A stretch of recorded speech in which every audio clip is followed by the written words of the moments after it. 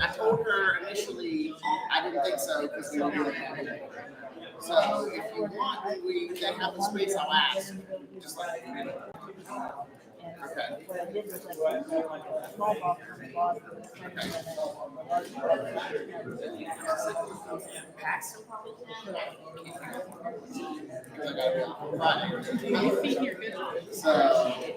Did I miss anything? Made it on time. But definitely.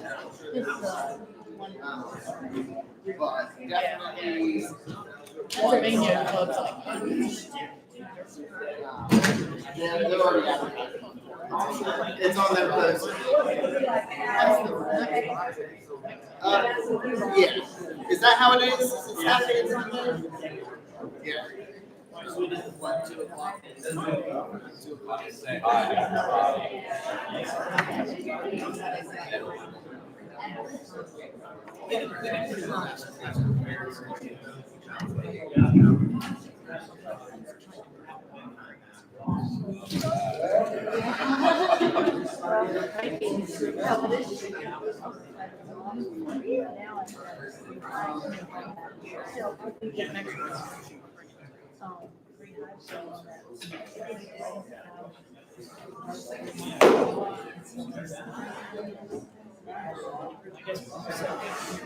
I want to go to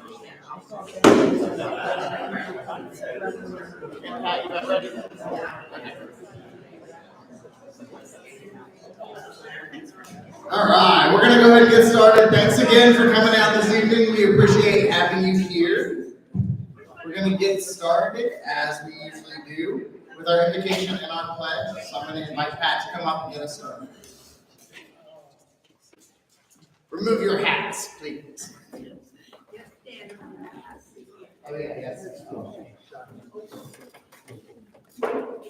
I pledge allegiance to the flag of the United States of America and to the republic for which it stands, one nation, under God, indivisible, with liberty and justice for all. I have a couple little funny stories here I'd like to tell you. Age is a funny thing. Have you ever been guilty of looking at others your own age and thinking, surely I can't look that old? Well, you'll love this one. I was sitting in the waiting room for my first appointment with a new dentist. I noticed his DDF, which bore his full name. Suddenly, I remembered a tall, handsome, dark-haired boy with the same name had been in my high school class some 40-odd years ago.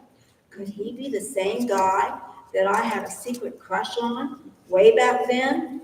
Upon seeing him, however, I quickly discarded any such thought.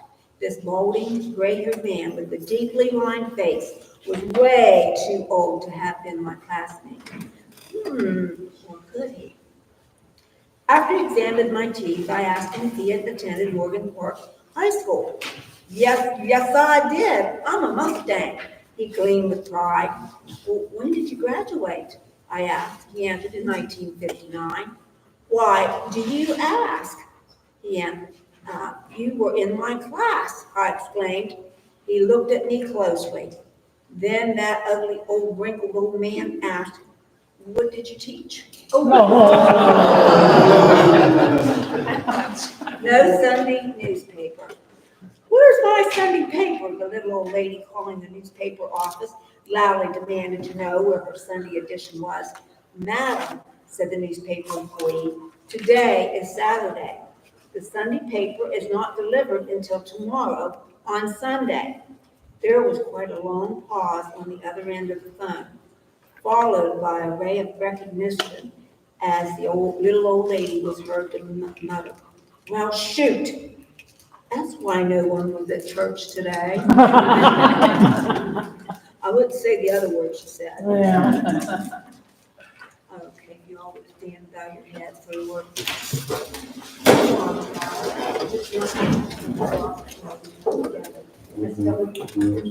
fellowship with each other.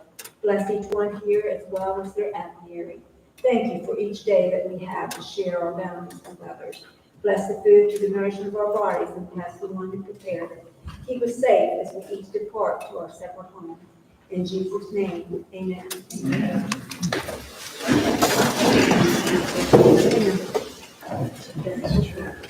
Thank you, Pat.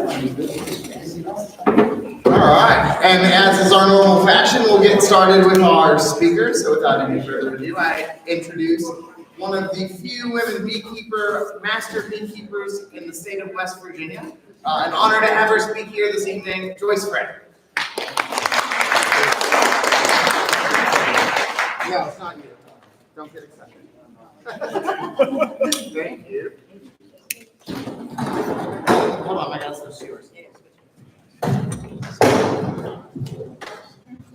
You won't know what to do with those slides. You can try. All right, good evening, everybody. Can you hear me all right? Yep. Okay. We're going to talk a little bit this evening about end of summer things to do, things to watch for. I wanted to get this slide right here to compare a virgin queen with a mated queen. You see the differences on it?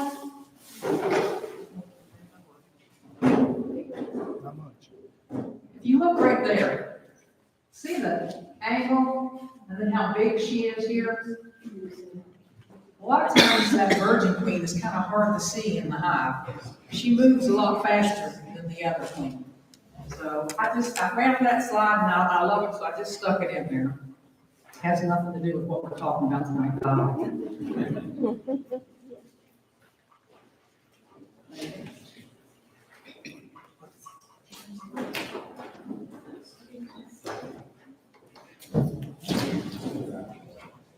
All right, here's my tea guy.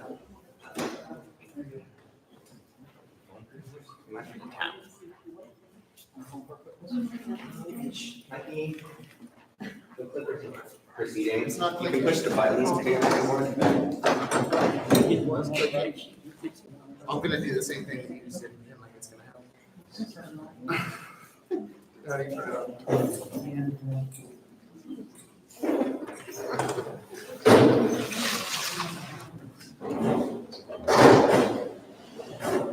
Well, while he's working on that, let's go on. We'll talk about end of summer, late summer, management, special things that you need to look out for, special things you need to do. How many of you have had problems with the dearth?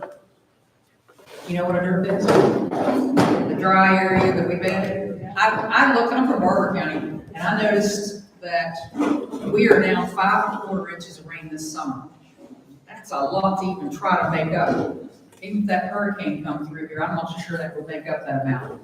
So I have watered my garden until I'm tired of watering the garden. Squash dried up even with water. We did get about 3/4 inch a couple nights ago.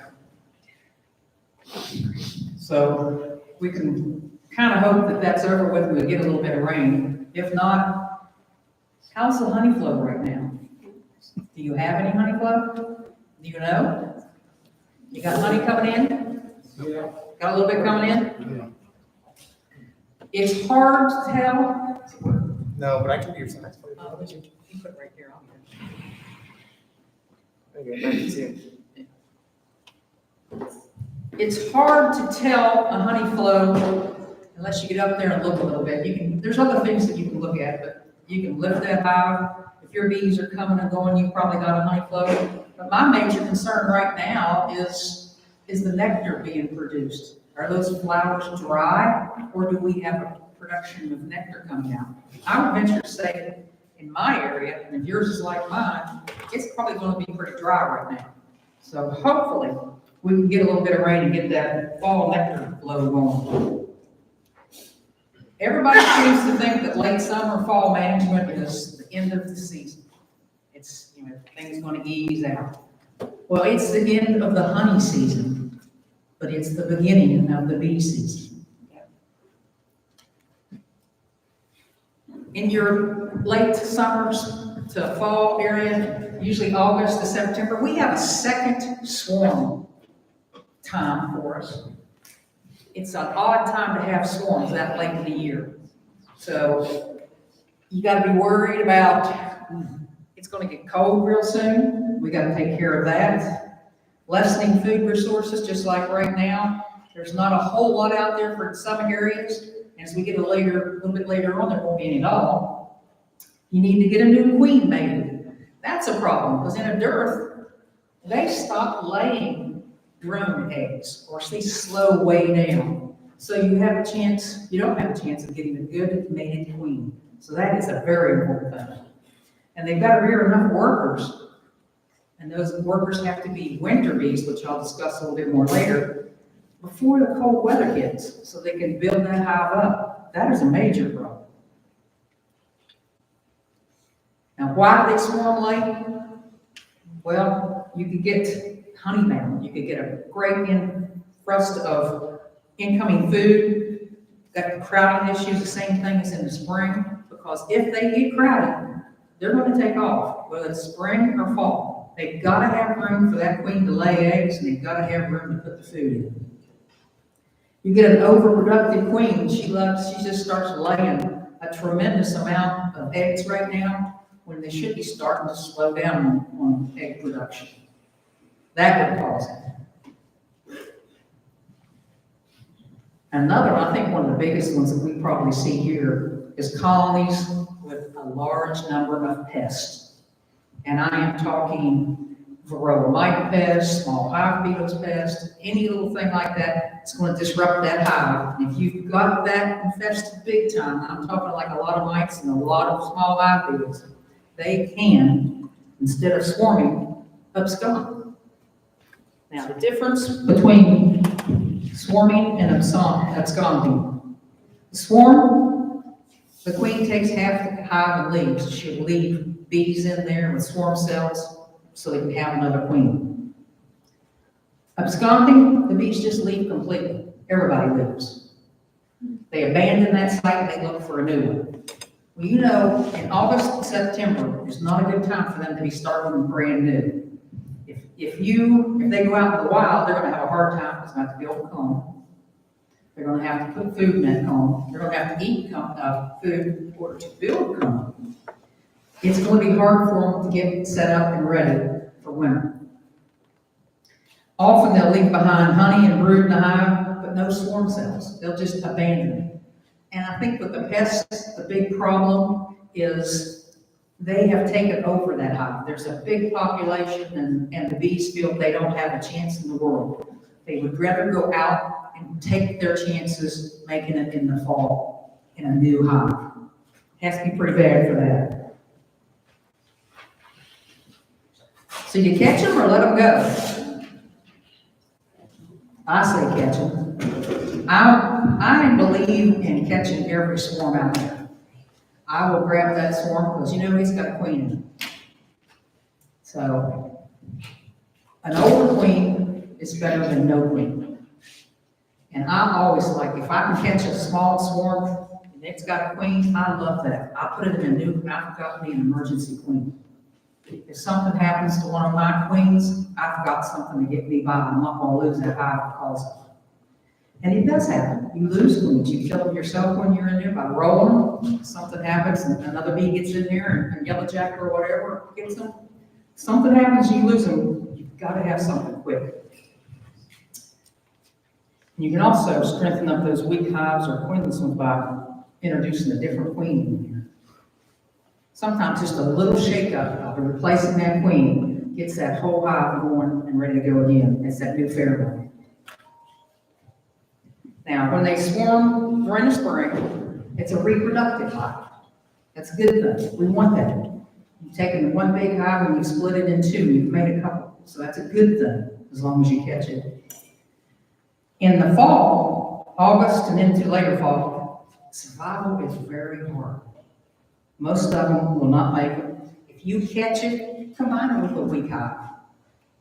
Make sure it's disease-free. You don't want to be contaminating another hive if they've got a lot of disease, so you need to check that. And about the easiest way to prevent swarms is routine checking. You've got to get in that hive and look at it. I have a lot of new beekeepers in our club in Barber County, and they say, well, I don't really like to go down into that other box. Well, I says, do you know what's in that other box? And I get this. I says, it could be full of queen cells and you'd never know it. It could have swarmed and you may not know. You've got to look. I mean, sometimes, especially if you're new, or especially if you don't want to lift those big boxes off and look underneath there, it's a pain. But if you don't inspect it, you're not going to know what's in there or what's not in there. Maybe you don't have a queen. You don't know. And we talked about dearth, and I wanted to go over a few signs in case you didn't. Besides hummingbirds' feeders being covered with honeybees, that is probably the easiest. I have 2 hummingbird feeders, and when I see bees on there, I know it's time to check the weight of my hive. You better go out there, lift the back of that hive to see how heavy it is, because if those bees are on that hummingbird feed, they're hungry. Because hummingbird feeder feeds not strong as our feed we get with sugar syrup. So you've got to take a good look there and see what's going on. Don't be afraid to get in those bees. I know, especially this year's hot. I'm like, I can't take the heat. I'm sorry, I can't do it anymore. But you still have to get in there and take a look. But they like to visit different flowers than what they normally would. Sometimes a flower that you'd never see a honeybee on, there's a girl bee on that one trying to get it. If they go back to that same flower over and over and over again, there's nothing for them. They're looking for extra food. And the sweet liquid is going to be the hummingbird feed. And here's the big one. Their whole behavior changes. That hive that you went up there without a veil on in the spring that you shouldn't have done, don't do it now. They're going to light you up and send you down the road because they are not happy right now. They will just let you know all about it. And as you stand there with all those little spots all over you, you're going to say, I shouldn't have done that. So now, if you do that, remember, Joyce said, I've warned you. Washboard. Have you ever seen that? I think this is interesting. It's this one right here. They all get out there on the front of the hive, and you think they're going to swarm, but they're just sitting there and they're waving their wings and they're kind of swaying back and forth. And I think it tells me that they don't have anything to do. You know, I twiddle thumbs. Well, I guess that's their version of twiddling thumbs. And then robbing behavior. That's a biggie too. When there's no food out there, that strong hive is going to be all over your weak hive. So you'll need to do a little bit of work on that. And you can tell robbing by looking right up here. Every place that there is an opening or a crevice they think they can get in or out, they're going to be right there on that, trying to get in there, trying to get to that food. And when you have all of those bees and going after that weak hive, they're going to be killing most of those bees and the queen. You may have a handful left, even maybe a handful and a queen, but it's not enough to do anything. They've probably already been hurt pretty bad.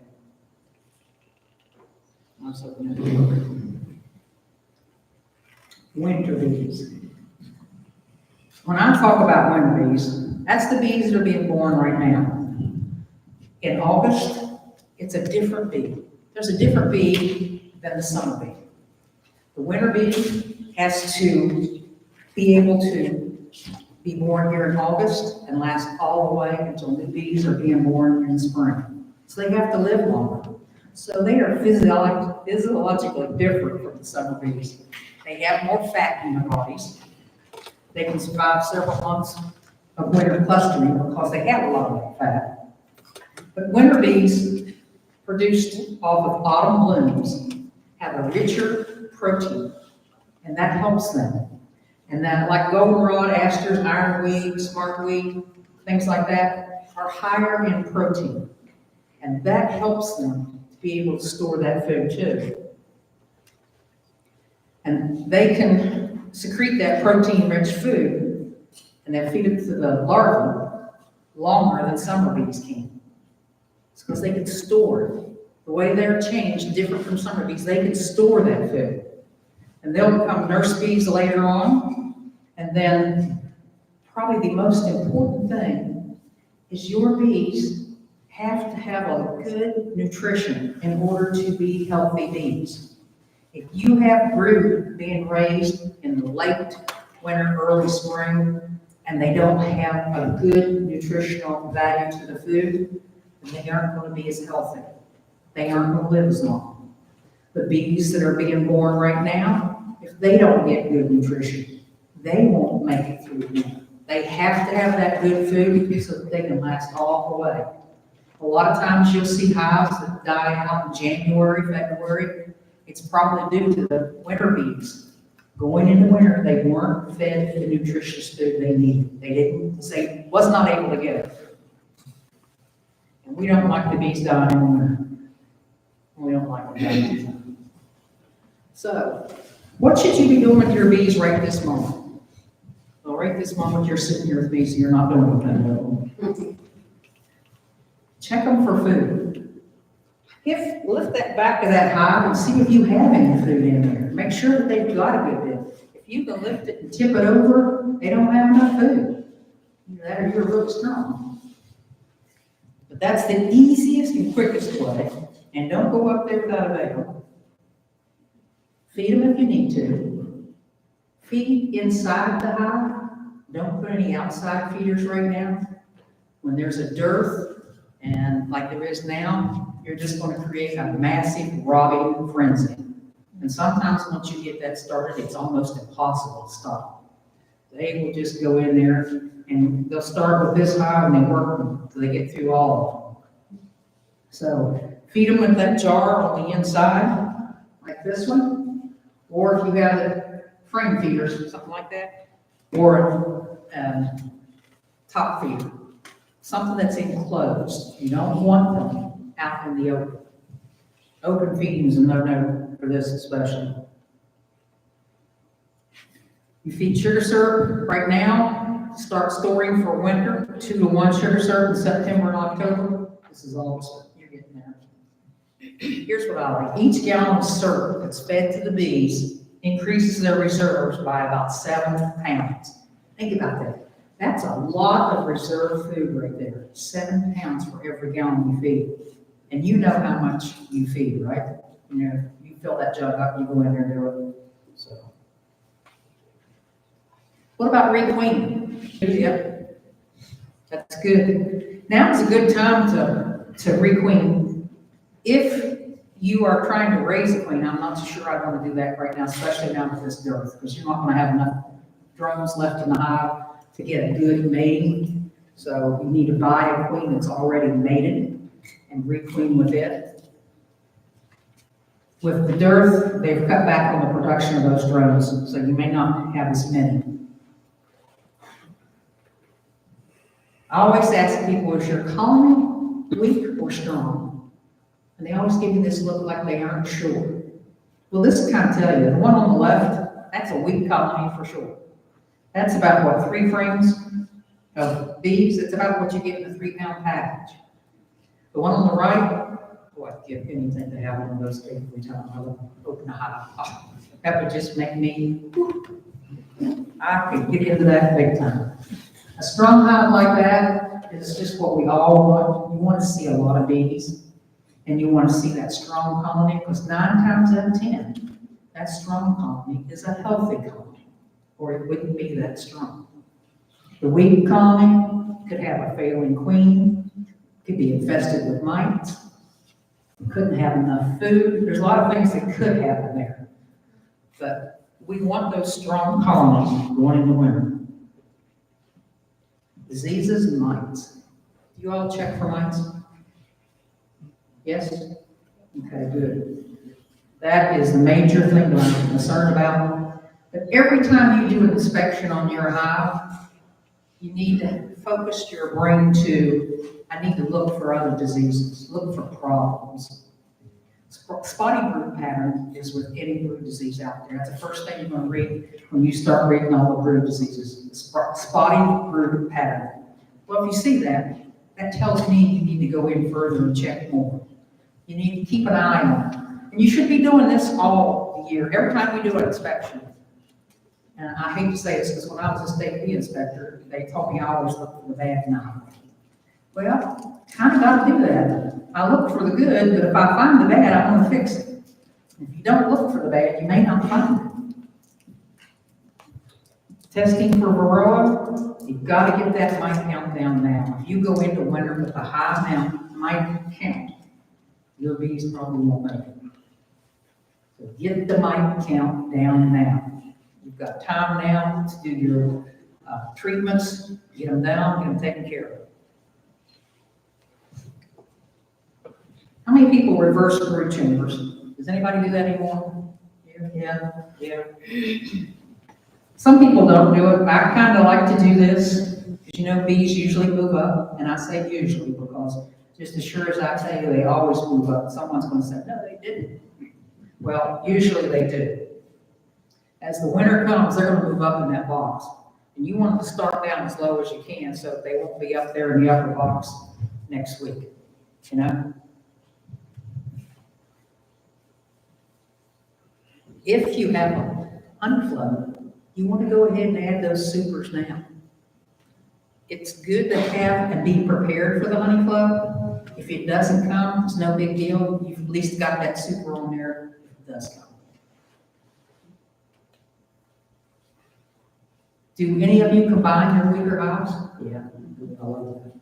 I have a lot of people say, I just leave them out there and let them, they're on their own. Well, that's kind of like putting me outside and not feeding me. I'm on my own. It won't work. Again, the weak and the strong colony. The first question you've got to ask is, why is that colony weak? Is it disease, pest? Is the queen just, all pooped out, so to speak? Is she poorly mated? The weather? It all can have something to do with it, but you need to go in there and find out. You do not want to combine a weak hive that is diseased with your stronger hive that's not over here, because all you've done is just kill both hives. So make sure that you know why they're weak. And that's just what I pretty much said. If you see this many mites on your worker bee, I'm going to tell you you've got a problem. You won't have to do a mite test on that. I'm telling you, you've got a problem.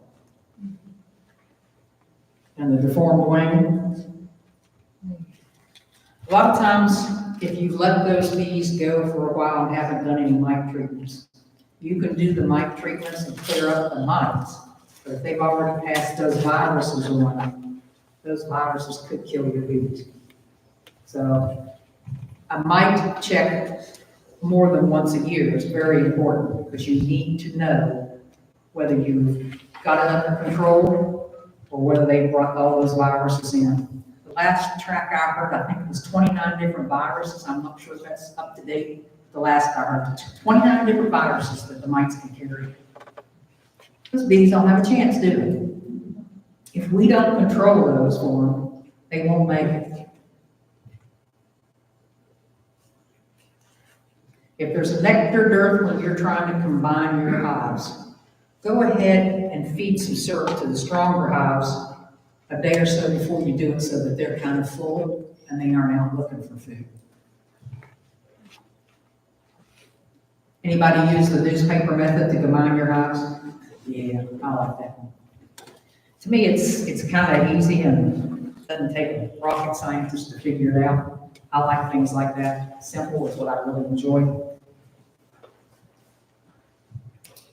Again, combining hives, they've got to be disease and mite free.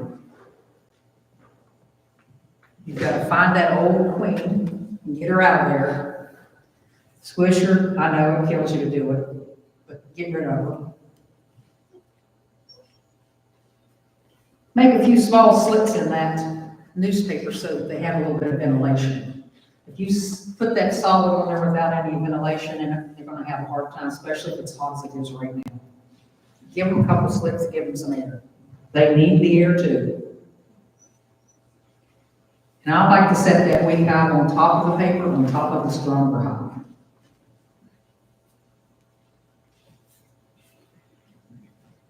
I've seen them eat that in a day. Depends on how strong the other colony is. They can eat that paper through so that they can get the pheromones going back and forth. Like I say, I've seen them do it today.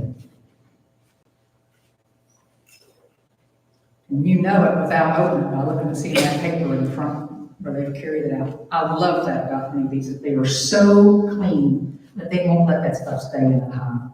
I tell people this all the time, and they just look at me like, "Jeez." Probably, it's beside the point. I tell them they'll bring this stuff and drop it out, they just look at me. I'd like to be there one time, just to say, Oh, just have OCD. yeah, they do have OCD, yeah. All right, we're getting into this late summer. It's time to put those entrance reducers and mouse guards on. Do you see this right here, entrance reducer, how I've got it turned up? Turn it up like that for the winter. If the bees die, which they always do, they won't block the entrance because you've got this right here. The bees will fall in behind that and they can still get out. If it's turned the other way, dead bees can block the entrance and they might not be able to get out.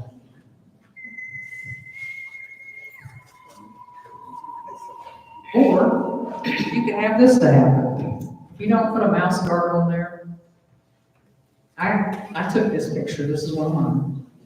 The hive's mine, and the picture's mine. I was inspecting bees out in the Eastern Panhandle. And it's a commercial. And I think I've probably been doing it for 2 weeks. And I opened this hive up, I about jumped out of my skin. It's like, ugh, what is that? And Paul Foley, I don't know if all of you remember Paul, used to be the state beekeeperist. He looked at me and laughed. He says, that's what happens when they get in there and they can't get out. Because the bees will probolize it and put that there. So I had to get a picture of it, of course. But I guess, in a way, this is better. They don't eat that mouse. They just sealed it up till it just dried up. But if it's not for that, it's going to be this. How many times have you opened up that brood nest in one and there comes the mice out of there? When they jump out in front, when I run towards my legs, I am running too. I cannot stand mice or rats. Give me a snake, give me a berry, and I do not like it. Would you feel August or September would be best to do that, or? I would probably start that maybe in September in a normal year. This year, you're just gonna have to check. Linda and I were talking about this year is just, I mean, it's totally odd and I don't know. No book's gonna tell you anything about this year. It's just totally different. I would probably do this one normally here in September. But to me, right now, everything is just a little different. We are about 3 weeks ahead of schedule, so we might have those mice coming in right now. I'm not sure. I haven't looked in my hives to see. Haven't got there yet. But with the way the season's going, I would want to check them and maybe go ahead and do it. Okay. If you get a real strong honey flow, you can always pull that out, let them have their honey flow, and put it back in. But I'm a little concerned about what we're going to have. This upcoming weather has me kind of just nervous. I don't know. I've said all along, we had all the rain in the spring. You know, everyone's got an opinion, so I got one too, probably sometimes two. I said, we're going to have a drought. Of course, the old folks looked at me and laughed. We don't know anything. I'm old folks now too, so that's okay. We got the drought. Now, I told them we're going to have an early winter. Heard the katydids. 6 weeks after you hear the katydids, you're supposed to have a frost. Well, we heard the katydids early enough that the first week of September is when they're saying it's going to frost. We're 3 weeks early, so that's a possibility to keep in mind. Think about this.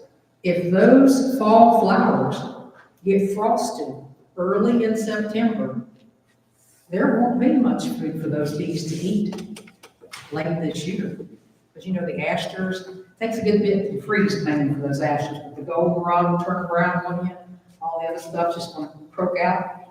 That's something to keep in mind. When you're taking off that fall honey crop or your late summer, I don't know if I'm going to take all mine off. I'm going to leave a little bit on, a little bit extra from what I normally do, because I don't want to have to feed them. I like to have them, let them feed honey, give them honey. I'll feed them sugar if I have to. There's nothing else. They eat up what I left them. But I'm a little nervous of what this winter's going to bring. There's a mouse guard too. Easy.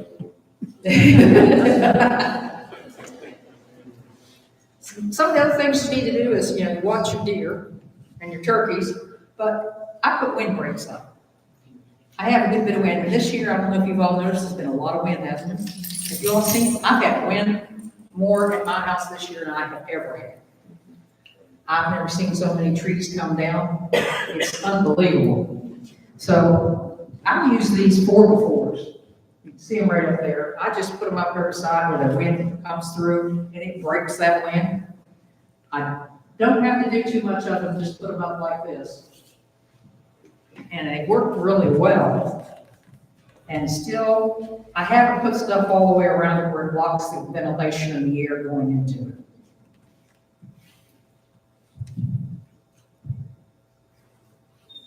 Queen excluders. How many use queen excluders? Don't forget to take them off. I like those wooden ones, like this one. And I like to paint them some bright color. So when you look up there, you go, oh, wow, gotta get that thing off. If it's the same color as my hive, I may forget it. I forget a lot of things anymore. So that's one of those times, if you have something a different color, it's going to stand out. It's just a little reminder for you.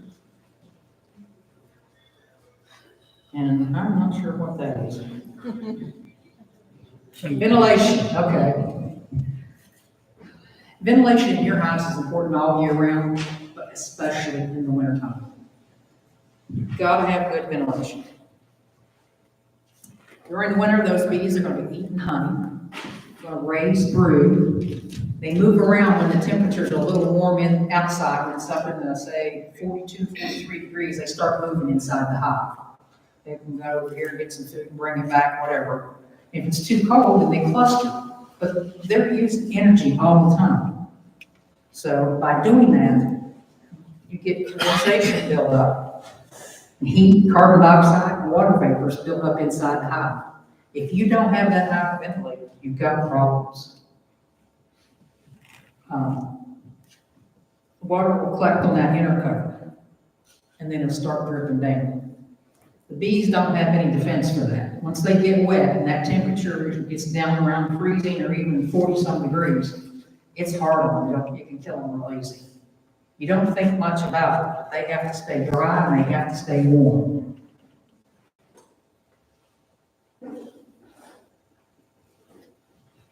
Ventilation lets that warm air rise and escape and leaves the colony nice and dry. Now, a few things. I picked these up over the years when I talked to beekeepers when I was inspecting bees. I had one guy tell me he puts pushpins in the corner of his inner covers. Just raises it up just a slight amount so we get a good airflow. That's a good idea. I wrote that one down. It's all that stuff I forgot to write down. They glue thin pieces of wood on each corner of the inner cover or on the lid itself so that it raises it up and you get a little bit. It doesn't take much at all. And I've used the old stick and the rock method under the inner cover. Just reach down whatever you got, you put it there so that you get good ventilation going. Make sure that your inner cover's got that hole in the center so that air can go up. And a notch ventilation hole in your inner cover. I've noticed someplace, I'm not sure which company's making inner covers without a notch on them. Go ahead and cut that out there. That lets that air really circulate really well. Upper entrance and ventilation. I have some people who like to drill a hole in their supers. Well, every time I've ever seen any of those people, they drill them right there where you put your hand. I don't know how many times I went up there and tried to lift it when I was inspecting it, and there, right there's the hole they have for ventilation. Those bees are right there. So I say put it off to the side somewhere. Give yourself a break and me too. Now, tilting the colony forward, letting the water run out of it, is something I like to do. If you have solid bottom cores, you need to really do it because you don't want that moisture laying in the bottom. That's the worst thing you can have in your hive is moisture. Now, this is a little thing someone taught me. You see that right there? That's a piece of like roofing, the tar paper. It's a heavy version. The old guy told me, he says, I put these on my hives in the wintertime. So the snow can't cover the entrance. They can come out the sides. The heat from the bees will keep the sides clear. Since it also helps keep out mice, they will go inside, but not as bad as what they just go in normally. I've tried it a few years, it seems to work pretty good.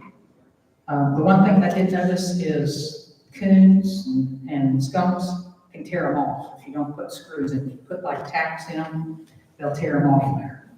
But if you put a screw in, they will stay.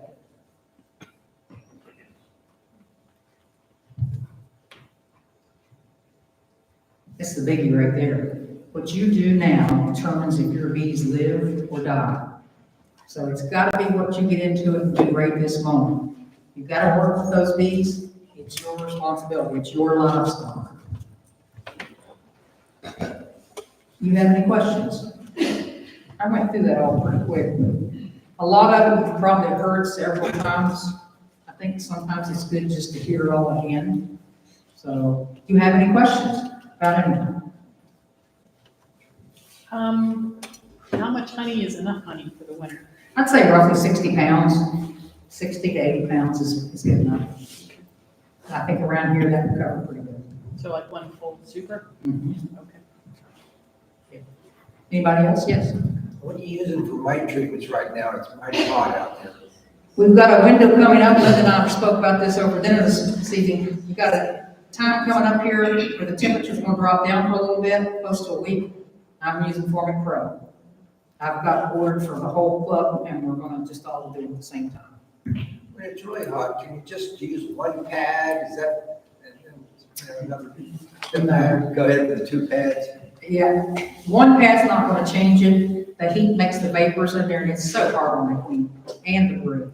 So I think you'll find that you're going to lose a lot of queens if you put it in there when that temperature's over 85. And I really like for it to be down to 80, yeah. Because anything up there in the upper 80s is just killing them. What do you like to use against small hive beetles? I squish a lot. Hive tool is probably a real good thing.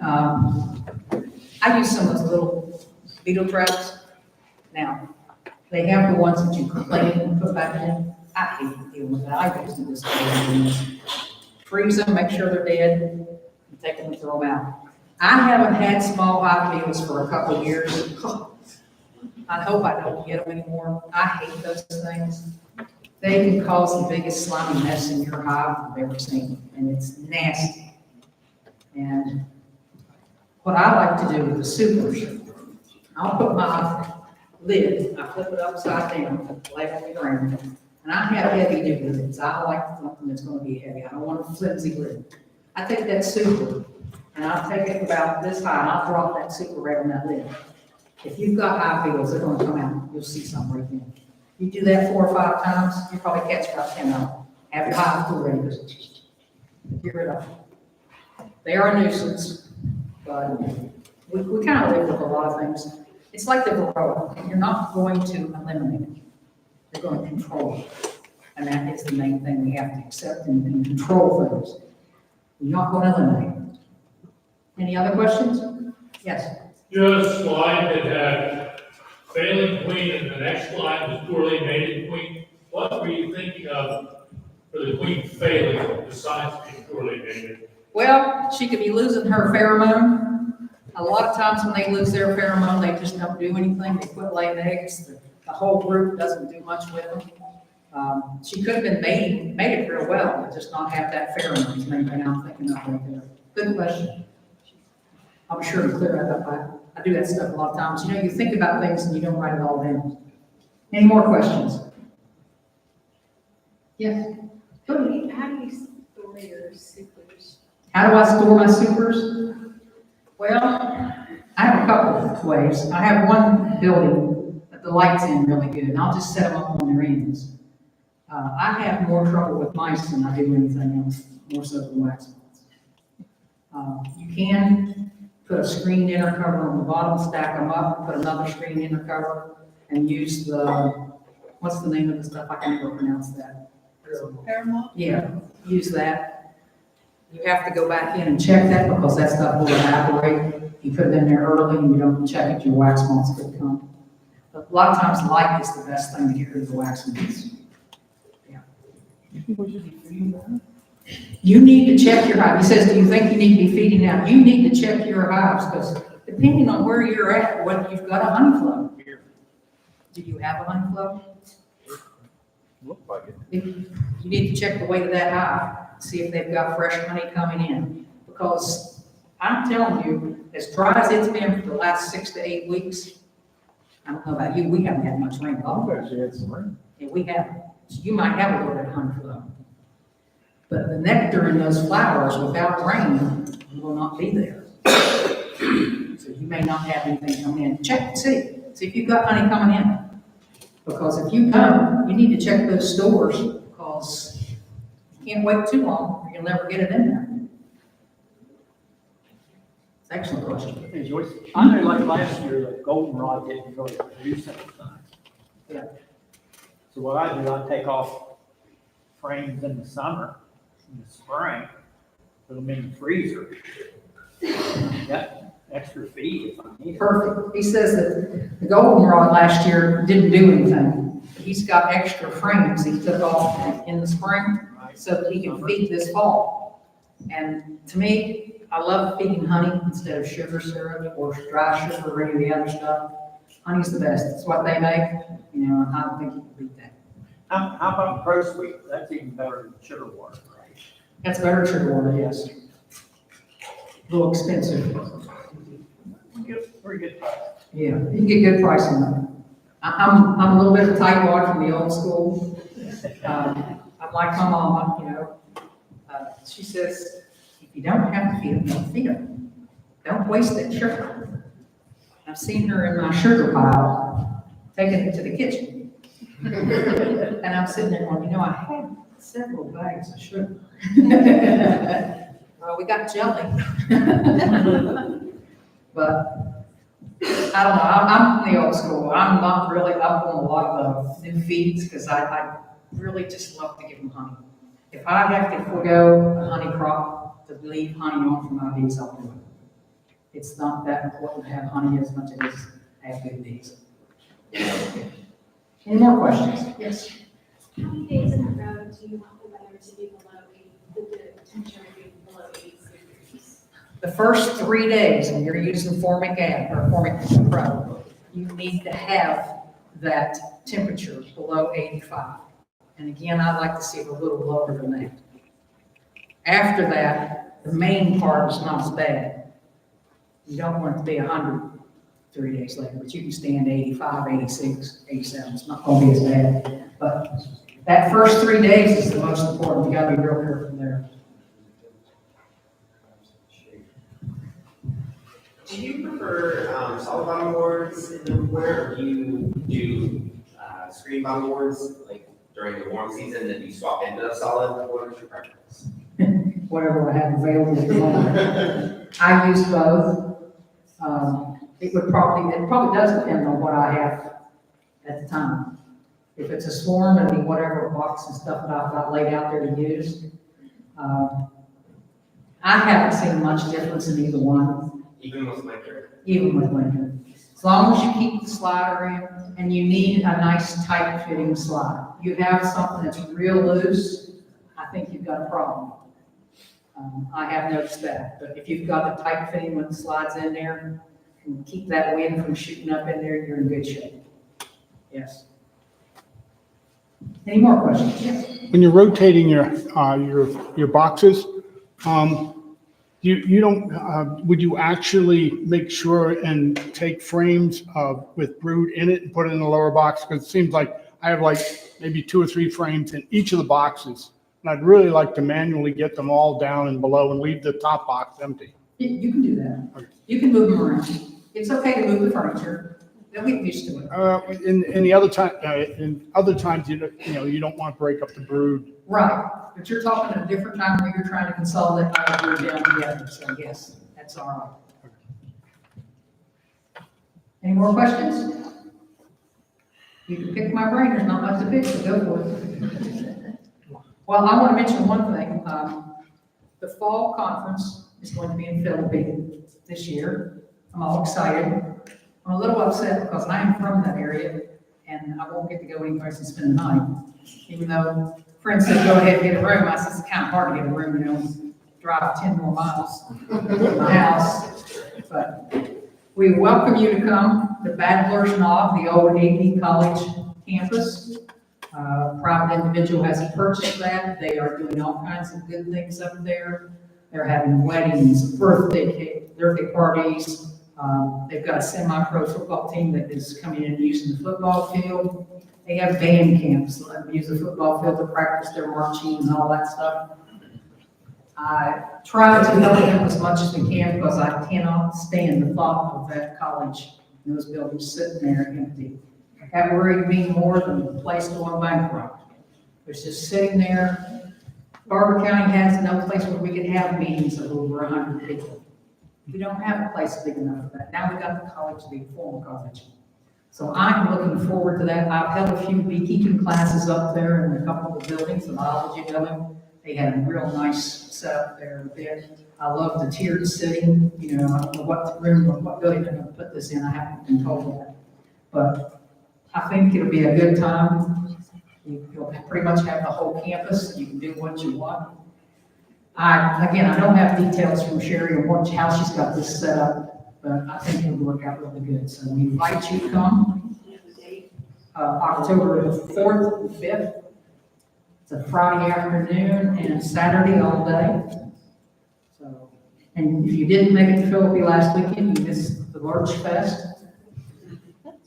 Ted Cassidy was Lurch. He was born and raised in Philippi. So we have a Lurch Fest. All right. Any other questions? Thank you. I really appreciate it.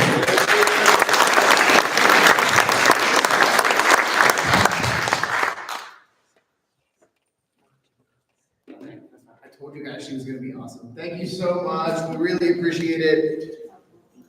Uh-oh. Oh, okay. I don't break the computer. I didn't break the computer. We're good.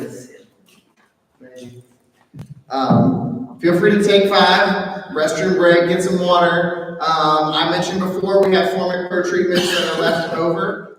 So feel free to stop over there and grab your formic pro treatments. Looks like there are also a few zucchinis that might be up for grabs. Someone's got a big garden. Tends to happen this time of year, so I assume if anybody needs some zucchinis, there's some there. And we'll be back to the meeting in just a second. Fresh basil. And some fresh basil as well. So if anyone hasn't had dinner yet, you at least know what you can have for a side when you get home.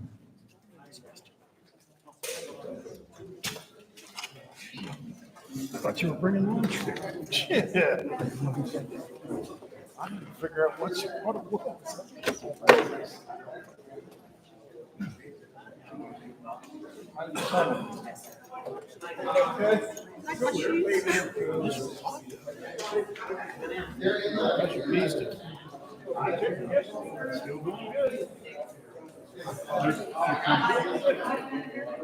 I'm probably a little cranky. Except they're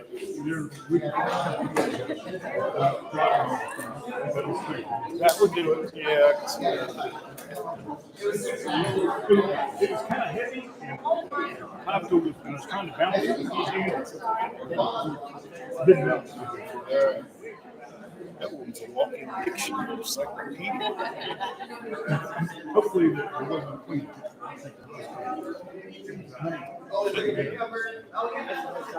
What's going on? Hey, you made it. What are you doing now? Looking for someplace cool. Yeah, I snuck that. Mike is Charlie Chips. Mike Manny. Yeah, he's a master beekeeper. Oh, no, close. I never took the classes. I'm going to have to. Learn it from experience. I was going to ask you the other day when we were in Canada. My son was giving me the instructions. He told me one, we got just 2 bags. He says one there, so You can do it that way. You can do it either way. I see the window of opportunity here on the weather channel. Above 80, but you have that medium release, and it overwhelms you. You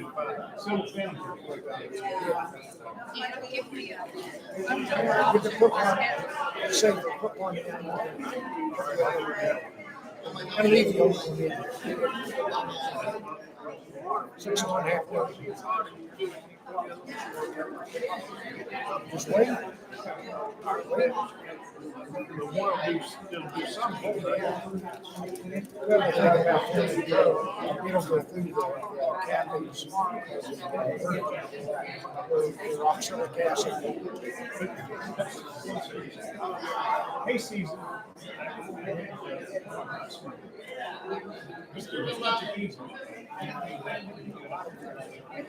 That's me back. Check.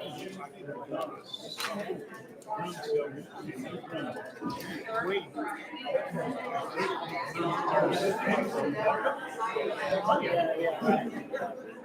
Well, she was already made when she moved, or she's the old one. Did you have her marked? Did you have her marked? And you don't know what you got. Because I went out and got a swarm. Oh, it's been June.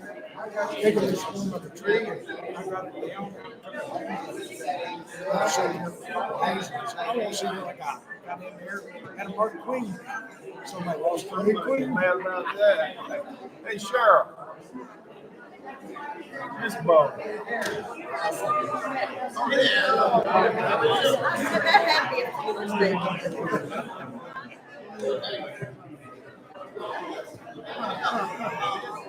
My daughter has a sense of humor. That's humor, my Back here, I'm seeing. There it is. Behind us.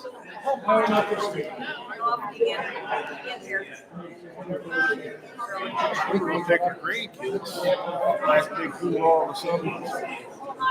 The granddaughter got the moon. She ain't going nowhere. Sick as a dog. You know what, we got thing to do there. We went to the yard sale, got this girl. We put one in there. Oh, yeah, that's. One off. He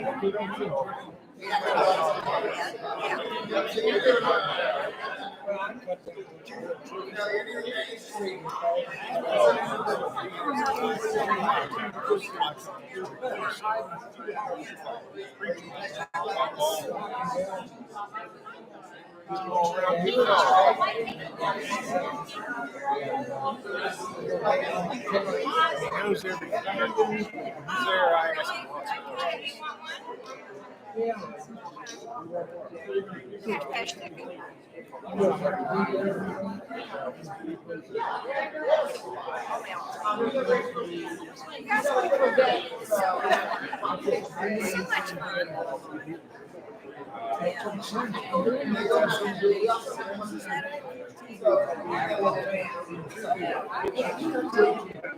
You gonna go to that big thing, Mike?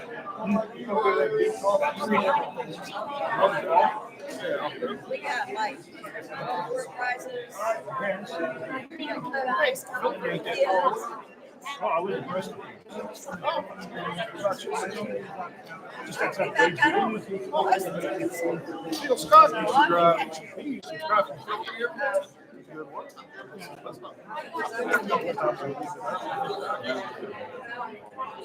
Quite good to see that. Did you see that? I think you saw that video. That's driving home. Yeah, see what I'm doing. Viral video. Was that nuts or what? Shot the woman in the head with the hot water stand. Well, I did was still pretty good on the post. She was acting like an idiot, and he was acting like an idiot. He's the one that had to learn. Wow. You're going to jail. The other one, they need to come up with numbers. You don't want to be treated like this. Directly. Exactly.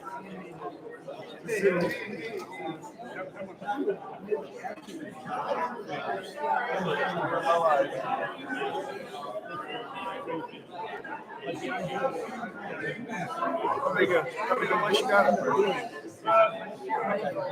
It's one individual.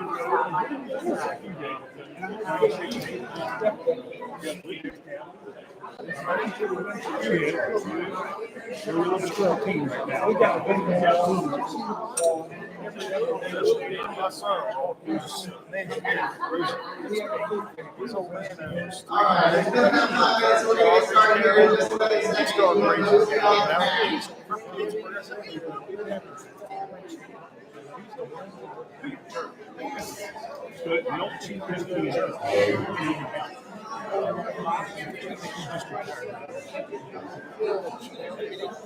But you don't see this No, sheriff's office. He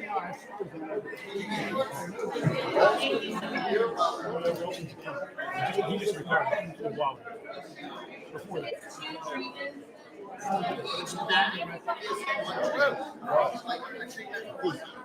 His daughter is a bunch of things. Just down the road.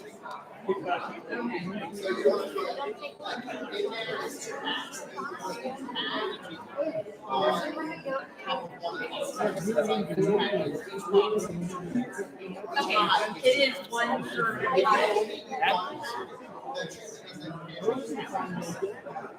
Okay. So it doesn't. At the same time, right? Wait. At the same time. Okay. There's a time coming up next week. Yes, you want to go, all you have to do is you have to just basically carve it up, drop 2 pads on, carve it up, drop 2 pads on, because it's like lifting it up, you know what I mean? Like lifting the one, like in between, basically where your root box is. Yeah, so that'll be a good time to do it, so as you go through, I mean, Yeah, the one time, mine are looking pretty strong. Yeah. The one that was a sworn. That one maybe one you want to combine with one of the other ones, yeah. So especially if you have good strong ones. I gotta do the testing for the mics. I've never tested it. I'm so nervous about You it. can get one of those like Gorilla cups. I have them. Yes, so, yeah. The whole, You don't want I to can't kill put a the couple of these in there and killing them makes me sad. But do you know those like dish totes? Like that you can when you get a restaurant. They're like little totes you can dish them in. okay. We have one of those that we literally shake the way to the top. Then I take that tote and like push all of these to one corner and scoop them out. Way easier to Oh, okay. Okay. Master has to use it for like inspecting. I saw him use it. He was inspecting. Yeah, like one of those little plastic Rubbermaid, like. Yeah. Okay. I guess I'm overselling it. Like it's like a little Rubbermaid container. Plastic. Yeah, little plastic dishes to shoot up. What? See, we're making up weird words now. It's like, What did you get the last one? Not a Pop-Tart. I like to watch it. it's slightly bigger. Might keep your bugs down. It's a big popcorn. You won't have any for real,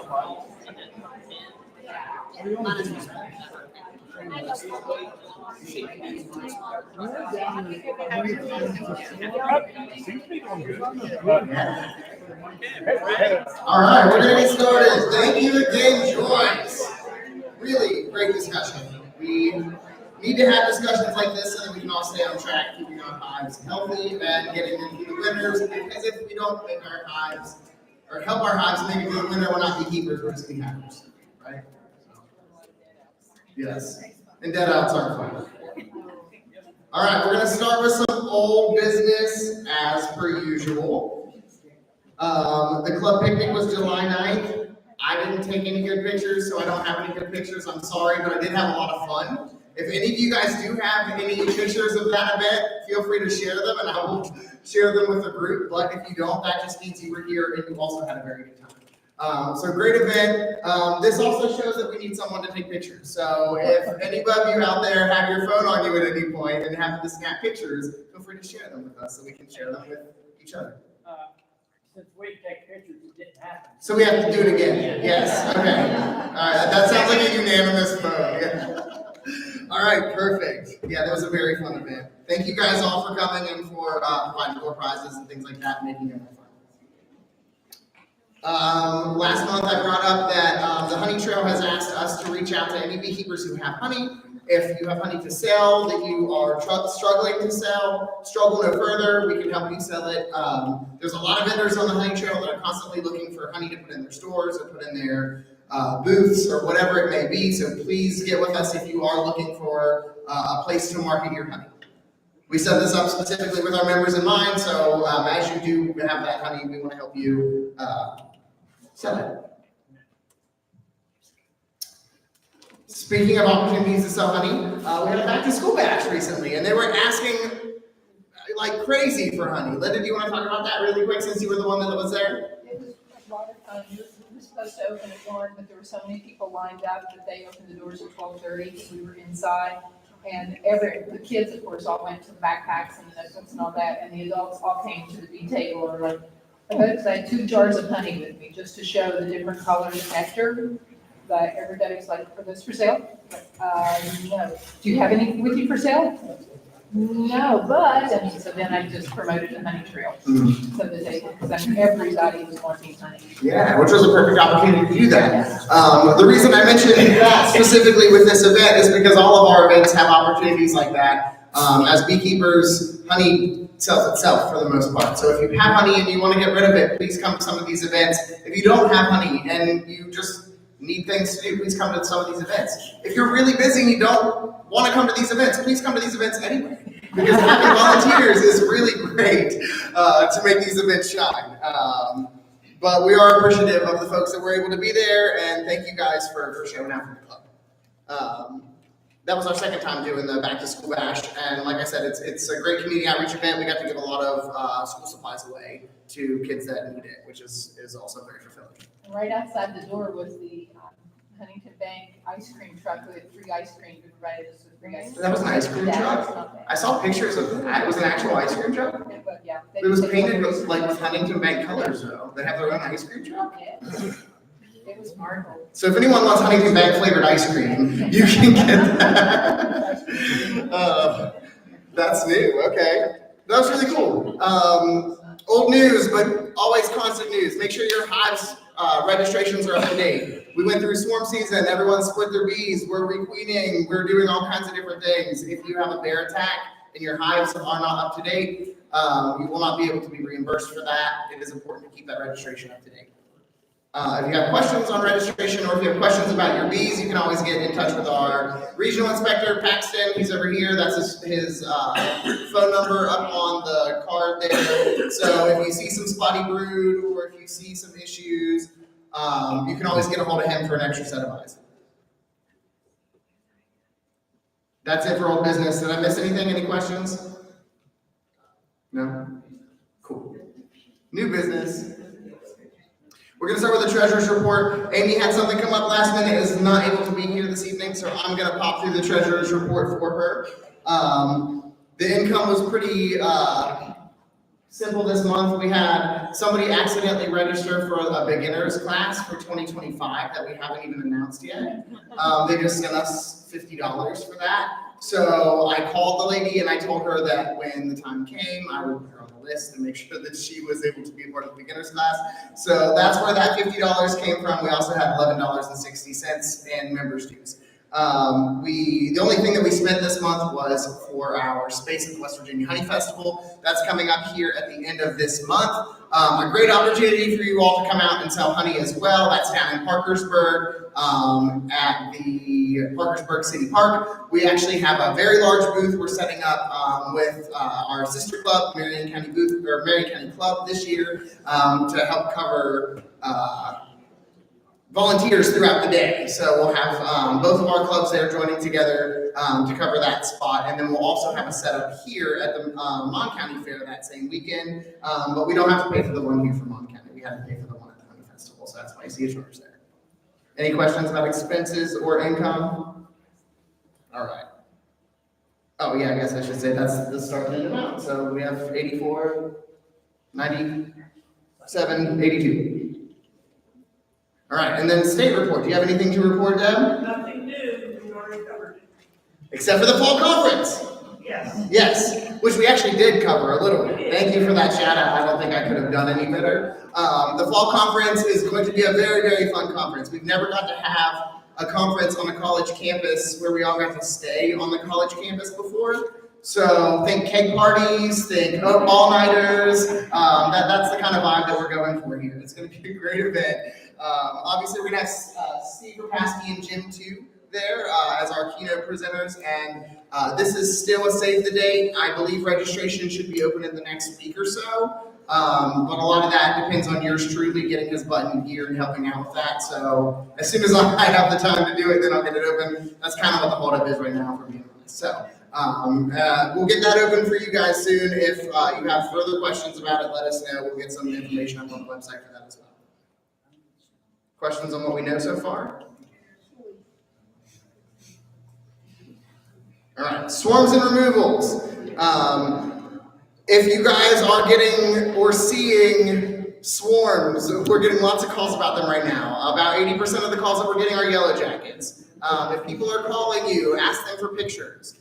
But if they are honeybees, please let us know about it. They can actually get in contact with us directly through our website. We get, I can't tell you how many emails directly through our Got Bees section of our website for removals. But if people are looking for swarms to be removed or for bees to be removed out of the walls, get with us.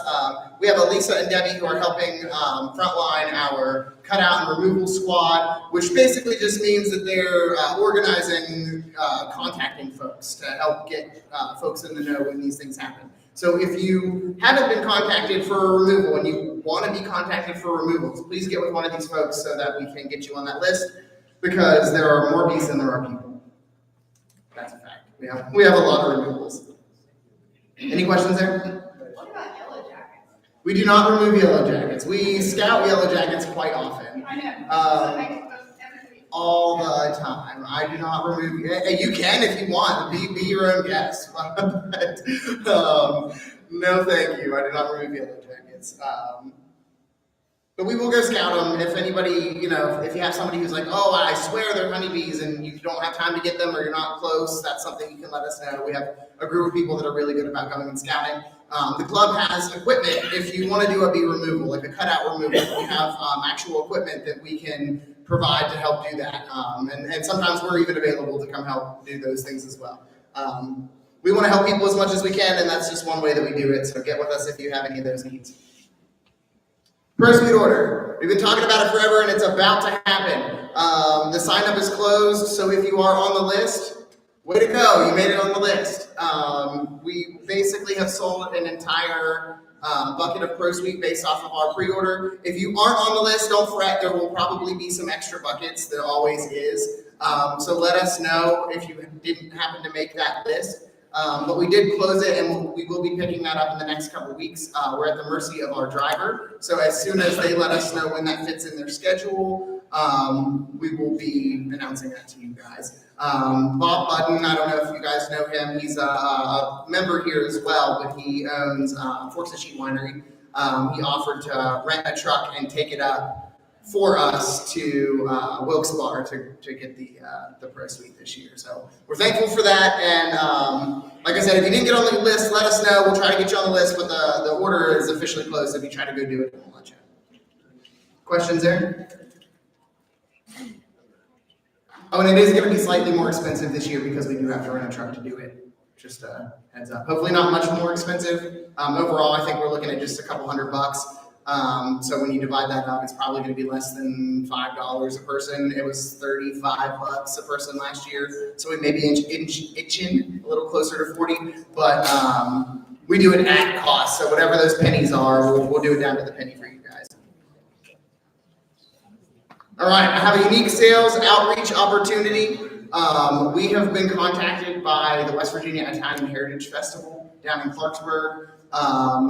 They are looking for some beekeepers to set up a booth from the Italian Heritage Festival. Happens to be Labor Day weekend, so I personally would love to do this. It would be a great opportunity for me to sell honey same day as my family reunion. I tried to use that to get out of my family reunion, that didn't work. So I gotta go to the family reunion. I can't make it to the Italian Heritage Festival. That being said, it is a fantastic free opportunity for someone to provide outreach if you just want to provide outreach, but B, sell products. If you have honey or other products that you want to sell, you can sell out at that festival. It is a massive festival. And the fact that they want to give us a free booth there is kind of insane. I think they're about $600 a booth to buy one or to get it yourself. So that would be really, really cool. If anybody is interested, let me know. Do you just put out your hand, Debbie?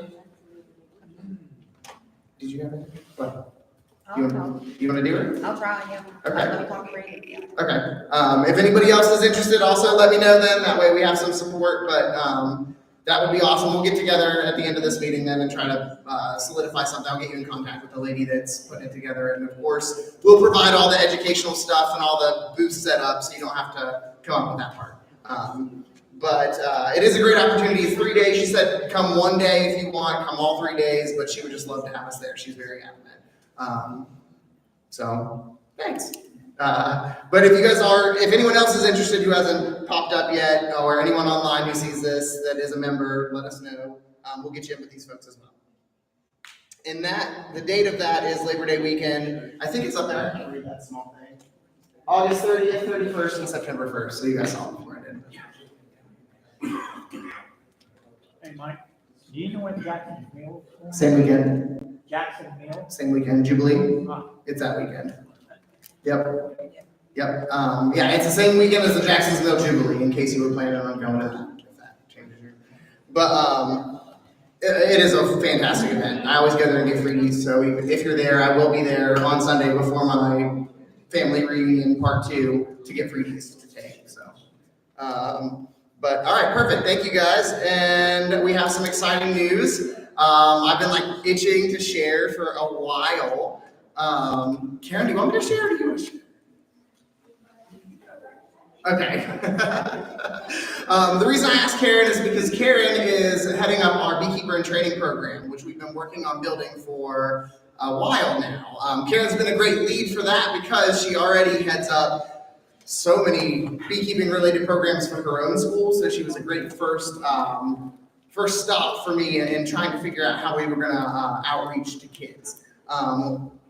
A couple months ago, about 2 months ago, right? It feels like time flies. We were reached out to by a teacher at a different high school here in Mon County who had basically been given grant money for a beekeeping program, or been given the opportunity to receive grant money for a beekeeping program for Mon County. She reached out to me because she didn't know what to do with that or how to do anything with that, and she wanted help. And she also wanted to make sure that the grant money got used for the entirety of the county, and she thought that we would be the best people to see that through. So I eagerly said, yeah, if I don't have to do any work, give me money, right? That sounds wonderful. So in connection with the Department of Education and the Mon County Beekeepers, we have received a $17,000 grant to put towards beekeeping education for youth in Mon County. Yeah. Isn't that cool? We're very, very excited about it, to the point that we probably don't really know what to do, right? You don't hear about stuff like that happen for beekeeping organizations like ours. So we've been working very diligently at putting a small list together to get some things started. It's a reimbursement grant, so the way that will work is we'll buy things through the club and then we get reimbursed through the Department of Education. So the reason that we're doing it that way is because a lot of the things that we buy for beekeepers aren't things that you get in big companies. They're things that you get from other local beekeepers or small beekeeping stores. And a lot of times big organizations don't work well with those types of receipts. So we're going to do everything through us and then as a reimbursement through Department of Education. Then we have 2 years to use the money. So, and that's basically all the real information we have so far. We haven't had a formal sit-down meeting that's actually scheduled for tomorrow. Yes, tomorrow evening with the folks that are going to be providing those funds to us. So we'll learn more about how we can disperse those funds and what that's going to look like. But all very, very exciting stuff for Mon County and for the state for whatever we're able to provide. So thank you, Ms. Davis, for helping lead this up so far, and hopefully we can see it through. I'm waiting to tell you guys that for like a month and a half. I wanted to announce it last month. All right, now we're gonna look forward. So we're not looking forward to this month. I didn't remove this month, but we have the Mon County Fair. There will be a fun display and honey sales booth here. They're actually giving us this entire corner over here. They sent me a map the other day. If you are interested in selling honey at the Mon County Fair, get with me, but you're also going to be getting with Elisa. Elisa is actually in charge of heading up the Mon County Fair volunteer booth because it is an actual unmanned booth for most of the week. We're only having volunteers for the weekend portion because we wanted to give our members an opportunity who are going to still be here in town to sell honey as well. The reason I say that is because most of us are going to be in Parkersburg that weekend at the West Virginia State Honey Festival. And so we will have volunteer opportunities at both locations and also opportunities to sell honey if you have it to sell. So get out there and get your supers off. Our September meeting is going to be Safety in the Bee Yard, presented by Christian Covey. I can't think of anybody better to present a safety talk than Christian, so I'm excited to see how that one goes. So make sure you're here for that in September. Our October club meeting will be a general club discussion, as it was last year, on winterizing, what we're doing for winter and an end of year wrap up. We'll do it roundtable style, similar to how we did previously, so that we can all jump in and give advice and feedback and ask questions, so that we can all kind of grow together and do our best over winter. And then our holiday cluster is November 5th, which is Election Day. It is Election Day. Now, I looked, and last year our dinner was also on Election Day. We did not vote, or not that I could find in our records, to change it. I think last year it was brought up and we agreed to just keep it the same because it's late. Y'all should go vote before anyway, and then come celebrate that you voted with dinner. So I think that that's what we should do. But if you don't think that that's what we should do, feel free to voice it. Whatever you want to do is fine with me. I don't think it was one election last year because we worked with election when we were here. Well, the slide from last year said go vote first. That's why. So, okay. Not Election Day? I mean, I can move it to the next week if we really have, for the facilities' sake, it doesn't matter to me. It's just a matter of what folks want to do. We can do we want to make a motion? So Charlie and Pat won't be able to make it because they work for the elections. That's what they actually, Charlie's going to be the next president. He's not supposed to talk about it yet. So he's not going to make it. Shoot. No. So do we want to make a motion to potentially move it to that next week, or are we comfortable staying as it is? I can't make motions. I'm just. I'll make a motion. All right. We have a motion to move it to November. I don't have a calendar. Can someone tell me? November what? 8? No, that's 12. 13th. November 13th. 12.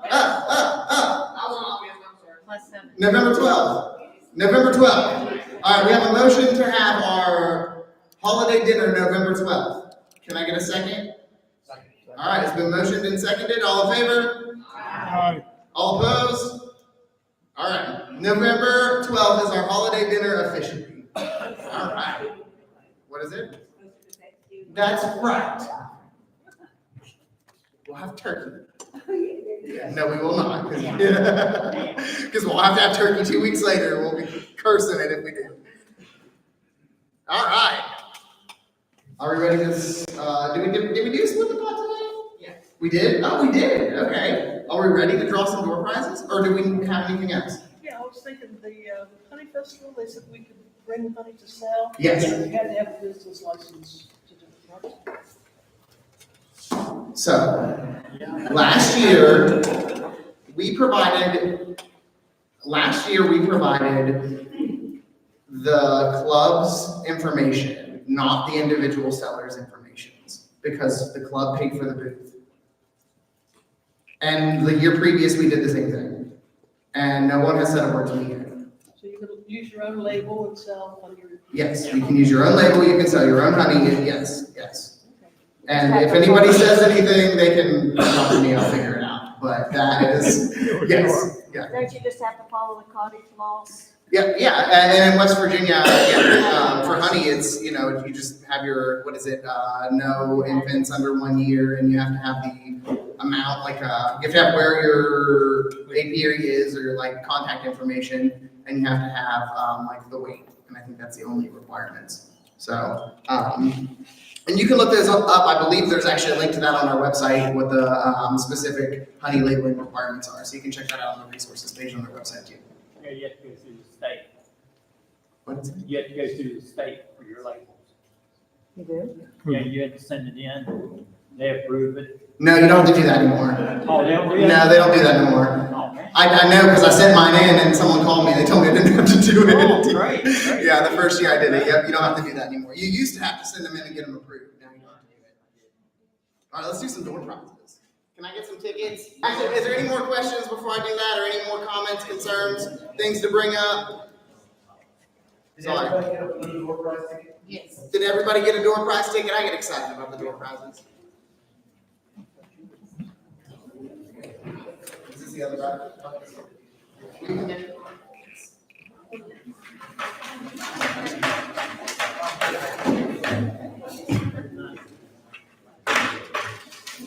All right, we're going to start with. We've had a lot of door prizes donated this evening. Thank you guys who donated door prizes for us to give away. It looks like we're giving away a bee basket with some bee-themed towelage. Oh. And that's going to go to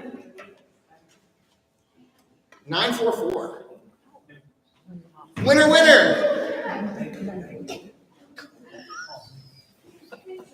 You are welcome. Thank you for being here.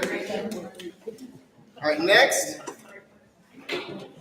Befriending Bumblebees. A practical guide to raising local bumblebees by Elaine Evans, Ian Burks, Patrick Lahome, and Marla Spivak. This should be a really good one. Honestly.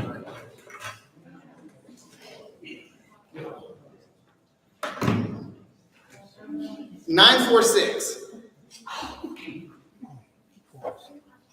946.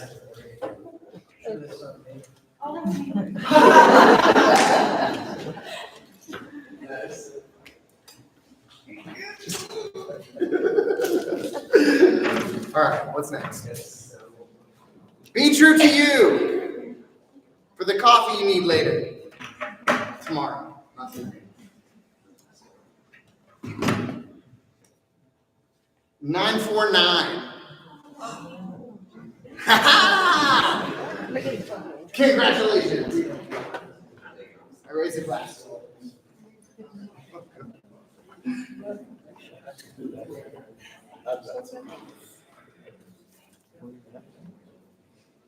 got a beehive in the traditional style. Thank you, Pat.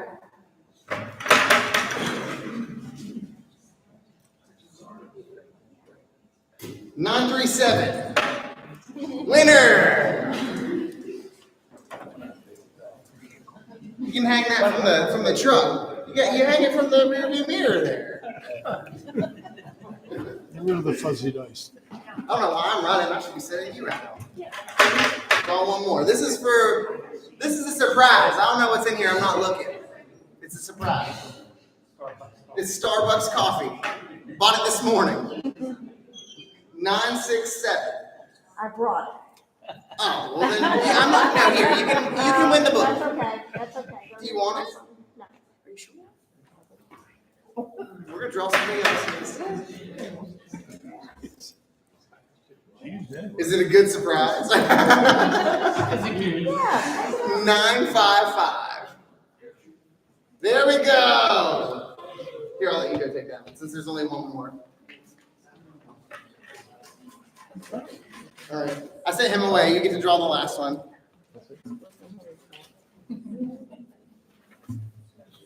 I didn't even announce what it was first, so I guess I should do that. Keeping bees alive, sustainable beekeeping practices. This is by Lawrence John Connor. He was our spring conference keynote speaker.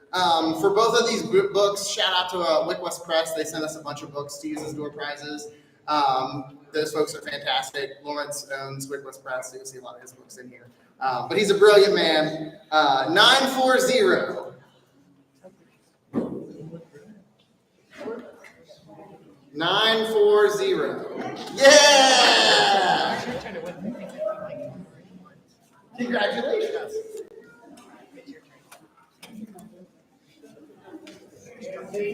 What is it? It is. Yes, it is. They will stay alive if you read it. No, if they read it. It's guaranteed if they read it. All right. And that's it for the door prizes, but I do have a split the pot. You say $27.50? $27.50. Woo-hoo! I can't draw the money. That's what else. Here, Aunt Patty.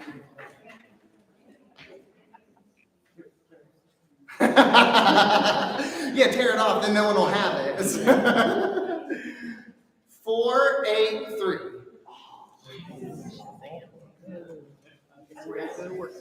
Yeah. Winner! Congratulations.